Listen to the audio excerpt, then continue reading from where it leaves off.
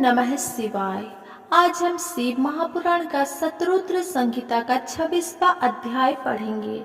उससे पहले हमने पिछले अध्याय में पढ़ा था महेश अवतार वर्णन, वृषभ अवतार वर्णन, वृषभावतार लीला वर्णन, पिप्पलाद चरित्र, पिप्पलाद महादेव लीला। आज हम पढ़ेंगे वैश्यनाथ अवतार वर्णन। नंदीश्वर बोले, हे मुनीश्वर, पूर्व समय में नंदी नामक गांव में महानंदा नामक की एक वैश्या रहती थी। समस्त ऐश्वर्य से संपन्न होने पर भी वो भगवान शिव की परम भक्त थी। वो नित्य भगवान शिव पार्वती का पूजन करती। महानंदा शिव भक्ति से रस में इतना डूब जाती कि घंटों घंटों तक भक्ति भाव में उनके भजन को गाती रहती। इस भक्ति भाव में जब वो भजन गाती तो उसका मुर्गा और बंदर भी नाच नाच कर साथ देते। एक दिन भगवान शिव ने महानंदा की परीक्षा लेने के लिए एक वैश्य का रूप धारण किया और उसके दरवाजे पर पहुंच गए। उनके हाथों में एक सुंदर रत्न जड़ित कंकण था। उस वैश्य का कंकण महानंदा को भाग गया। वो उसे पाना चाहती थी। वैश्य रूपी भगवान शिव ने उसके मन की बात जान ली और बोले, हे देवी, यदि आपको ये कंकण पसंद है तो इसका मूल्य चुकाकर इसे आप रख ले। उस वैश्य की बात सुनकर महानंदा ने विनम्रता से मुस्कुराते हुए कहा, मैं तो एक वैश्या हूँ। व्यभिचार ही मेरे कुल का धर्म है। इसके अतिरिक्त मेरे पास कुछ भी नहीं है। यदि आप मुझे ये कंकण देंगे तो मैं 3 दिन तक आपकी पत्नी बनकर आपके साथ निवास करूंगी। देवी महानंदा के प्रस्ताव को सुनकर वो वैश्य तैयार हो गया और कहने लगा कि सूर्य और चंद्रमा इस बात के प्रमाण हैं।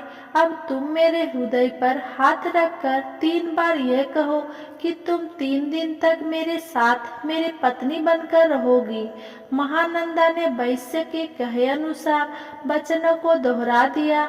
तत्पश्चात वैश्य ने वो सुंदर रत्न जड़ित कंकण महानंदा के हाथों में दिया और बोला, हे कांते, भगवान शिव का ये रत्न जड़ित शिवलिंग मुझे अपने प्राणों से भी प्यारा है, इसीलिए तुम इसकी सदैव रक्षा करना। महानंदा ने वैश्य द्वारा दिया गया वो शिवलिंग अपने माथे पर लगाया और हर हाल में उसकी रक्षा करने का आश्वासन वैश्य को दिया तथा ले जाकर अपने नाटक मंडप में रख दिया। रात में जब सब सो गए तब उस नाटक मंडप में आग लग गई। वो धू धू कर जलने लगा। महानंदा ने अपने बंदर और मुर्गे को तो बचा लिया, परंतु भगवान शिव के रत्न जड़ित सुंदर लिंग को जो वैश्य ने उसे संभाल कर रखने के लिए दिया था ना बचा सकी। वो आग में जलकर नष्ट हो गया था। ये देखकर वो वैश्य और महानंदा बहुत दुखी हुए। उस वैश्य ने कहा, हे नंदे, ये शिवलिंग मुझे अपने प्राणों से भी अधिक प्रिय था। जब शिवलिंग जल गया तो मैं अब क्या करूँगा। महानंदा के बहुत समझाने पर भी वैश्य नहीं माना और उसने अपने शरीर को अग्नि की भेंट कर दिया। ये देखकर महानंदा को बहुत दुख हुआ कि मेरी असावधानी के कारण उस वैश्य के प्राण चले गए। मेरे ही कारण एक परम शिव भक्त मर गया। ये सोच सोच कर नंदा पागल हुई जा रही थी। उसे याद आया कि उसने वैश्य से 3 दिन तक उसके साथ रहने का वचन दिया था। तब महानंदा ने अपना सारा धन, रत्न, आभूषण आदि सभी बहुमूल्य वस्तुएं आदि प्रसन्नता से ब्राह्मणों को दान कर दिए और स्वयं उस वैश्य की चिताग्नि में कूदने लगी। परंतु इससे पहले कि महानंदा उस अग्नि में प्रवेश करती, वहां भगवान शिव प्रकट हो गए। भगवान शिव को साक्षात अपने सामने पाकर नंदा स्तब्ध रह गई और एकटक उन्हें देखने लगी। उसकी आंखों से आंसू बहने लगे। कुछ क्षण पश्चात जैसे ही उसे ध्यान आया, उसने भगवान शिव के चरण पकड़ लिए और उनकी स्तुति करने लगी। तब प्रसन्न होकर महादेव जी बोले, नंदा, मैं तुम्हारी सत्यता, धर्म, धैर्य और निश्चल भक्ति भावना से बहुत प्रसन्न हूँ। मैंने ही वैश्य रूप धारण करके तुम्हारी परीक्षा ली थी, जिसमें तुम सफल हुई। मांगो, क्या मांगना चाहती हो? तब महानंदा बोली, भगवान, मैं और मेरे सभी साथी आपके दर्शनों से भी ही धन्य हो गए। इससे अधिक हमें कुछ नहीं चाहिए। हाँ, यदि फिर भी आप देना चाहते हैं तो अपने चरणों में थोड़ा सा स्थान दे दीजिए। ये सुनकर शिव जी ने प्रसन्नता पूर्वक महानंदा को शिवलोक भेज दिया। 23वां अध्याय, द्विजेश्वर अवतार। नंदीश्वर बोले, हे तात, भद्रायु राजा, जिस पर भगवान शिव ने वृषभ रूप में कृपा की थी कि परीक्षा लेने के लिए ही भगवान शिव ने द्विजेश्वर अवतार धारण किया था। वृषभ के प्रभाव से अपने शत्रुओं पर विजय पाकर भद्रायु सिंहासन पर आरूढ़ हुए। उन्होंने राजा चंद्रगंगा की पुत्री सीमंतिनी से विवाह किया। एक समय राजा भद्रायु बसंत ऋतु में अपनी पत्नी सीमंतिनी के साथ वन विहार करने गए। तब भगवान शिव पार्वती उस दंपत्ति की धर्मनिष्ठा की परीक्षा लेने हेतु उस वन में पहुँचे। महान लीलाधारी भगवान शिव और पार्वती जी ने ब्राह्मण ब्राह्मणी का रूप धारण किया और अपनी माया से रचित सिंह से भयभीत होते हुए राजा भद्रायु की शरण में गए और उनसे अपनी प्राण रक्षा करने हेतु प्रार्थना करने लगे। उस ब्राह्मण दंपत्ति की रक्षा हेतु राजा भद्रायु ने तुरंत धनुष बाण उठा लिया और बाणों से उसे घायल करना चाहा, परंतु उस सिंह पर कोई प्रभाव ना पड़ा। उसने झपट कर ब्राह्मणी को पकड़ लिया। वो बहुत चीखी, चिल्लाई, परंतु सिंह ब्राह्मणी को बलपूर्वक घसीटता हुआ भाग गया।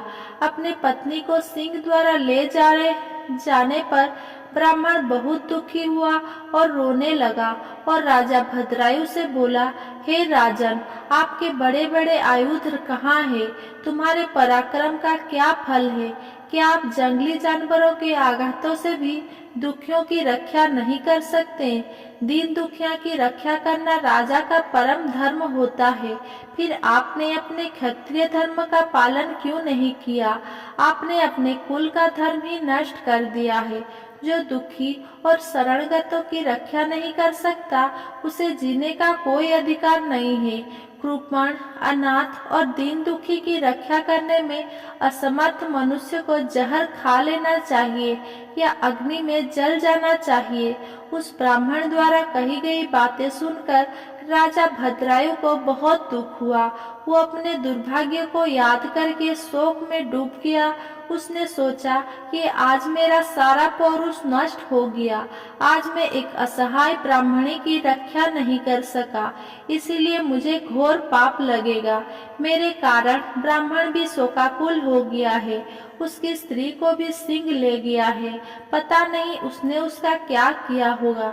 मुझे अपने पापों को कम करने के लिए इस ब्राह्मण देवता को प्रसन्न करना होगा। ये सोचकर राजा भद्रायु उस ब्राह्मण के चरणों में गिर पड़े और बोले, हे ब्राह्मण, मुझे क्षमा कर दीजिए। मैं आपकी पत्नी की रक्षा नहीं कर सका। मैं अपना राजपाट सब आपको चरणों में बिनौछावर करता हूँ। ये सुनकर वो ब्राह्मण बोला, भोला, मैं ठहरा भिक्षा मांगने वाला एक ब्राह्मण, मैं तुम्हारी राजपाट क्या करूँगा। इसीलिए यदि तुम वाकई मुझे कुछ देना चाहते हो तो अपनी पत्नी मुझे दान में दे दो। ब्राह्मण की बात सुनकर राजा भद्रायु ने कहा, ब्राह्मण, पराई स्त्री का उपभोग तो महापाप है, उसका प्रायश्चित भी नहीं हो सकता।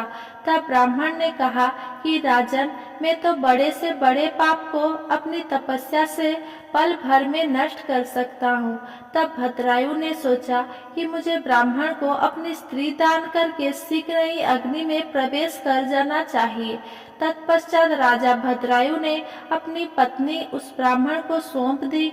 उसके बाद उन्होंने अग्नि प्रज्वलित की और स्नान कर देवताओं को प्रणाम करने के पश्चात उस अग्नि की 3 बार परिक्रमा की। फिर त्रिलोकीनाथ भगवान शिव का ध्यान करने पर लगे और उन्हीं का स्मरण करते हुए जैसे ही वे अग्नि में प्रवेश करने लगे, वैसे ही द्विजेश्वर रूपधारी भगवान शिव वहां प्रकट हो गए। भगवान शिव के 5 मुख, 3 नेत्र, पिनाक और चंद्रकलाधारी सुंदर स्वरूप, जो कि करोड़ों सूर्य के समान प्रकाशित था, देखकर राजा भद्रायु आनंद मग्न हो उठे।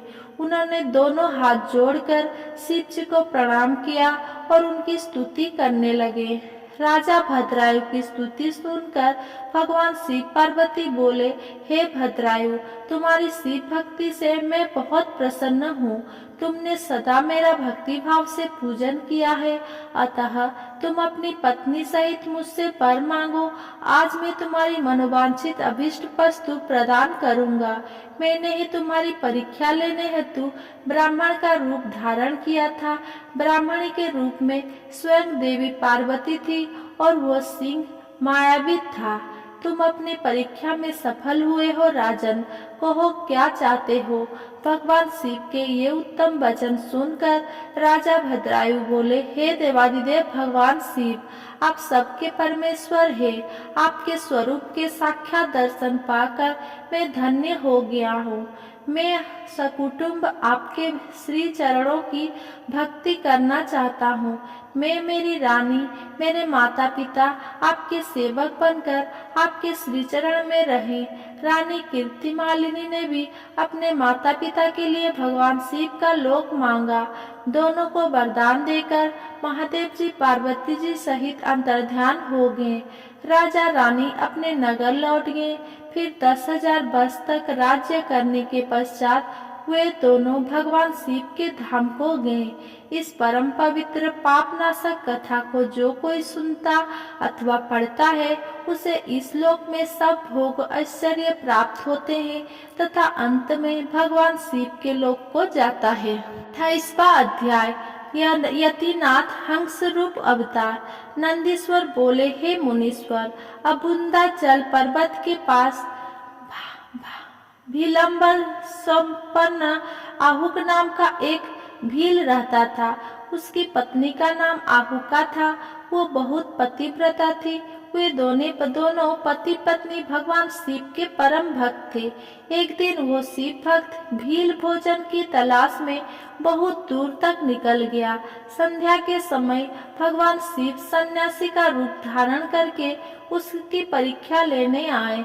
वो भील भी शिकार से घर लौट आया था। तब यति रूप से में शिव जी अनेक उनके घर पहुँचे। भील ने उनका विधि पूर्वक पूजन किया। इस पर यतिनाथ बोले, हे भील, मैं रास्ते से भटक गया हूँ और आसपास जाने का मार्ग भी नहीं पता चल रहा है, क्योंकि शाम हो चुकी है। अतएव आप मुझे रात्रि के लिए आश्रय दीजिए। सुबह होते ही मैं यहाँ से चला जाऊंगा। यतिनाथ के वचन सुनकर वो भील बोला, स्वामी, मेरे घर में तो बहुत थोड़ा सा स्थान है, आप यहाँ कैसे रह पाओगे। भील की बात सुनकर वो चलने लगे। तभी भीलनी ने भील से कहा, स्वामी, ये मुनि हमारे अतिथि है। अतिथि तो भगवान का रूप होता है, इसलिए आप इन्हें यहीं रहने दीजिए। आप दोनों घर में रहना और मैं बाहर रह जाऊंगी। अपनी पत्नी के वचन सुनकर भील बोला कि तुम घर के भीतर रहो और मैं बाहर रह जाऊंगा। ये कहकर वो भील घर से बाहर गया और बैठ गया। प्रातःकाल जब वो सन्यासी और भीलनी घर से बाहर निकले तो उन्हें पता चला कि भील को जंगली पशुओं ने खा लिया है। यह देखकर वो दोनों बहुत दुखी हुए।